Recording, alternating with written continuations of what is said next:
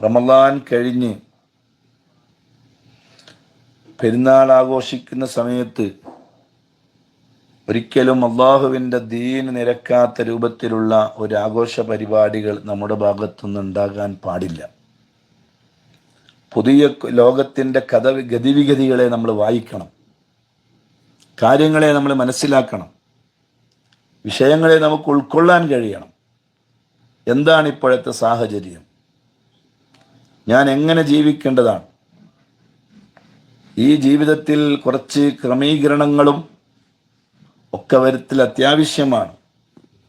വലിയ സാമ്പത്തിക ക്രൈസിസിലേക്ക്, എക്കണോമിക്സ് മുഴുവനും തകർന്നു പോകുന്ന രൂപത്തിലുള്ള വലിയ സാമ്പത്തികമായ ഞെരുക്കത്തിലേക്ക് ലോകം വരികയാണ്. ഉൾക്കൊള്ളേണ്ടവരാണ് നമ്മൾ, എല്ലാവരും ഉൾക്കൊള്ളണം. നമ്മൾ ഉൾക്കൊണ്ടേ മതിയാകും. ഉൾക്കൊള്ളാതിരിക്കാൻ നമുക്ക് കഴിയില്ല. ആ രൂപത്തിൽ ലോകത്ത് സാമ്പത്തികമായ വലിയ അരക്ഷിതാവസ്ഥയും അരാജകത്വവും ഒക്കെ വരാൻ വേണ്ടി പോവുകയാണ്.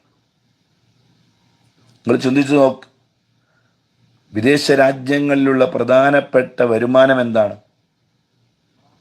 അവരുടെ നാടുകളിലേക്ക് ധാരാളം വിദേശികൾ വരുന്നു. വിദേശികൾക്ക് വരാൻ കഴിയുന്നില്ല. ഒരു ദിവസം എത്രയാണ് ആളുകൾ ആ നാട് വിസിറ്റ് ചെയ്യുന്നത്? ഓരോ നാടുകളും. അതിന് ഇല്ലാത്തൊരു സാഹചര്യം വന്നാൽ പിന്നെ അവിടെ എങ്ങനെ സാമ്പത്തിക കഴിവുണ്ടാവാനാണ്? ഏറ്റവും പ്രധാനമായി കൊടുക്കലുകളും വാങ്ങലുകളും വേണ്ടേ? വലിയ വലിയ വിദേശ രാജ്യങ്ങളിലുള്ള കമ്പനികളിൽ നിന്ന് സാധനങ്ങൾ കൊണ്ടുവന്ന് ഇറങ്ങേണ്ടത് പോർട്ടുകളിലാണ്. ഈ പോർട്ടുകളിൽ നിന്നാണ് വേറെ വിദേശ രാജ്യങ്ങളിലേക്ക് ഈ സാധനങ്ങളെ കയറ്റി അയക്കേണ്ടത്. ശരിക്കും പറഞ്ഞാൽ ഒരു ദിവസം കടലിലൂടെ വരുന്ന ലോഡുകൾക്ക് ഒരു കൈയും കണക്കും ഉണ്ടാവുകയില്ല. അത്രമാത്രം ലോഡുകളായിരിക്കും ഓരോ കപ്പലുകളുമായി കരയിലേക്ക് വരിക. ഈ കപ്പൽ വരുന്നില്ല, അതിലെ വ്യവഹാരങ്ങൾ നടക്കുന്നില്ല, എത്രയോ ആളുകൾ അവരുടെ പണങ്ങൾ പെൻഡിങ്ങായി കിടക്കുകയാണ്. ഇങ്ങനെ വളരെയധികം വലിയൊരു പ്രതിസന്ധി ഘട്ടത്തിലൂടെയാണ് ലോകം കടന്നു പോയിക്കൊണ്ടിരിക്കുന്നത്.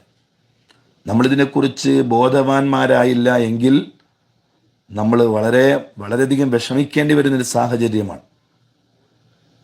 അതുകൊണ്ട് നമ്മുടെ ആഘോഷ പരിപാടികൾക്ക് മിതത്വമുണ്ടാകണം. വളരെ ശ്രദ്ധിച്ചുകൊണ്ടായിരിക്കണം നമ്മുടെ ആഘോഷ പരിപാടികൾ ഉണ്ടാകേണ്ടത്. ഒരിക്കലും അള്ളാഹു ഇഷ്ടപ്പെടാത്ത രൂപത്തിലുള്ള ഒരു ആഘോഷ പരിപാടികളുമായി ബന്ധപ്പെട്ടുള്ള ഒന്നും നമ്മുടെ ഭാഗത്തൊന്നും ഉണ്ടാകാൻ പാടില്ല.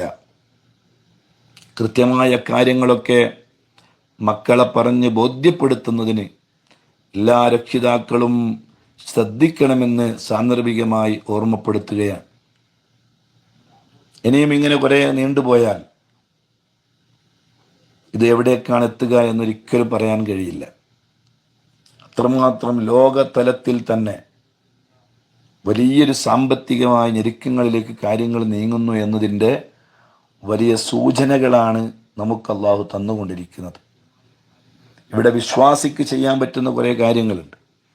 ആഘോഷമെന്ന് പറഞ്ഞാൽ, പെരുന്നാൾ എന്ന് പറഞ്ഞാൽ എന്താണ് ഈ പെരുന്നാൾ? ആർക്കാണ് ഈ പെരുന്നാൾ ഉള്ളത്? പെരുന്നാൾ ആർക്കാണുള്ളത്? ശുദ്ധമായ റമളാനിൽ നോമ്പ് നോൽക്കാത്ത ആൾക്ക് എന്ത് പെരുന്നാൾ? എന്ത് ധാർമ്മികമായ അവകാശമാണ് അയാൾ പെരുന്നാൾ ആഘോഷിക്കാൻ അയാൾക്കുള്ളത്? രോഗം കാരണമോ അല്ലെങ്കിൽ മറ്റു പല വിഷയങ്ങളെ കൊണ്ടോ നോമ്പ് ഒഴിവാക്കിയതല്ല. നോമ്പ് നോക്കാൻ കഴിവുണ്ട്, ശക്തിയുണ്ട്, ആരോഗ്യമുണ്ട്, എല്ലാമുണ്ട്. പക്ഷേ എന്നിട്ടും നോമ്പ് നോക്കാത്ത എത്ര മനുഷ്യന്മാരുണ്ട്. ഈ റമളാനിൽ ഒരു തറാവീഹ് പോലും നിസ്കരിക്കാത്ത ആളുകളില്ലേ? ശുദ്ധമായ റമളാനിൻ്റെ പുണ്യമേറിയ ദിവസങ്ങളിൽ പോലും ഒഴിവ് ലഭിക്കാതെ പല വിഷയങ്ങൾക്കും വേണ്ടി ഓടി നടന്നവരില്ലേ? സമൂഹത്തിൽ പല വിഭാഗം ആളുകളുമുണ്ട്.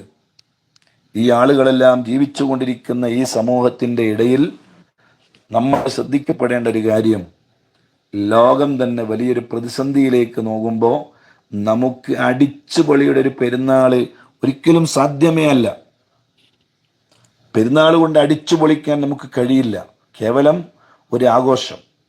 ആ ആഘോഷത്തിൽ നമ്മൾ ചെയ്യേണ്ട ദീന് കൽപ്പിച്ച, ദീന് നിഷ്കർഷിക്കുന്ന കാര്യങ്ങൾ നമുക്ക് ചെയ്യാം.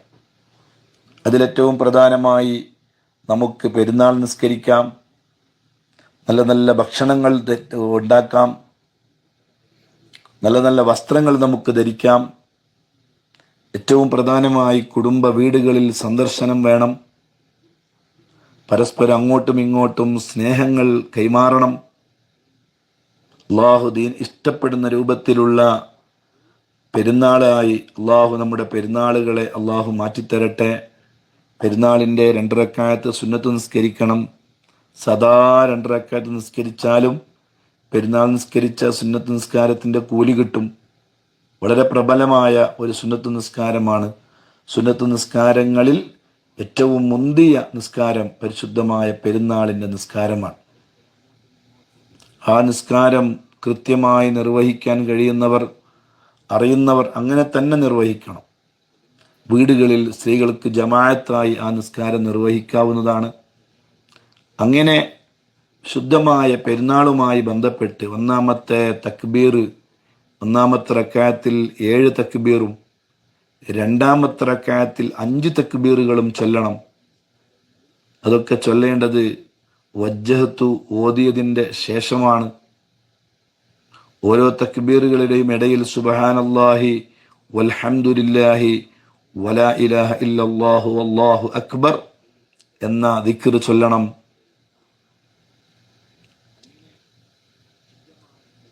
അങ്ങനെ അതെല്ലാം കൃത്യമായി ശ്രദ്ധിച്ച് കൊണ്ടായിരിക്കണം നമ്മൾ പെരുന്നാൾ ആഘോഷിക്കേണ്ടത്.